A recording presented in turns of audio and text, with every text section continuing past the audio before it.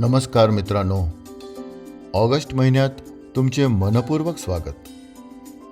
या वर्षात आतापर्यंत जीवनाने आपल्याला अनेक चढउतार दाखवले असतील. काही दिवस आनंदाचे होते तर काही दिवस खूप कठीण गेले.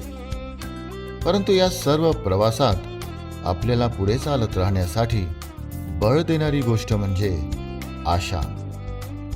पवित्र शास्त्रातील स्तोत्र संहिता 71:20 मध्ये असे म्हटले आहे, तू मला संकटे आणि वाईट काळ दाखविलास, परंतु तू मला त्या प्रत्येकातून वाचविलेस आणि मला जिवंत ठेवलेस. मी कितीही खोल बुडालो तरी तू मला माझ्या संकटातून वर खेचलेस.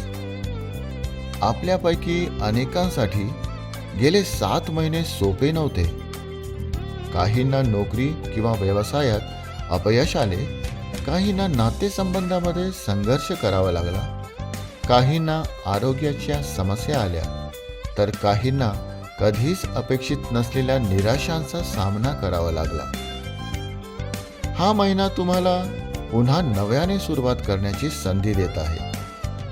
देव म्हणतो, भूतकाळ मागे सोड, मी तुझ्यासाठी नवीन गोष्ट तयार केल्या आहेत. कधी असा विचार येतो, जर येशूने माझ्या जीवनाचा ताबा घेतला आहे तर त्याने मला या वेदनादायक काळातून का जाऊ दिले? मित्रांनो, येशूने आजही तुमच्या जीवनाचा ताबा घेतलेला आहे. त्याने तुम्हाला सोडून दिले नाही. या कठीण काळाला त्याने तुमचे चारित्र्य घडवण्यासाठी, तुमचा विश्वास दृढ करण्यासाठी आणि पुढील आशीर्वादांसाठी तुम्हाला तयार करण्यास परवानगी दिली आहे. आज तुम्ही कुठेही असलात तरी येशू तुमचे जीवन पुन्हा पूर्ववत करण्यास समर्थ आहे. तो तुमच्या वेदनेचे उद्देशात रूपांतर करू शकतो आणि तुमचा भविष्यकाळ तुमच्या भूतकाळापेक्षा अधिक सुंदर करू शकतो.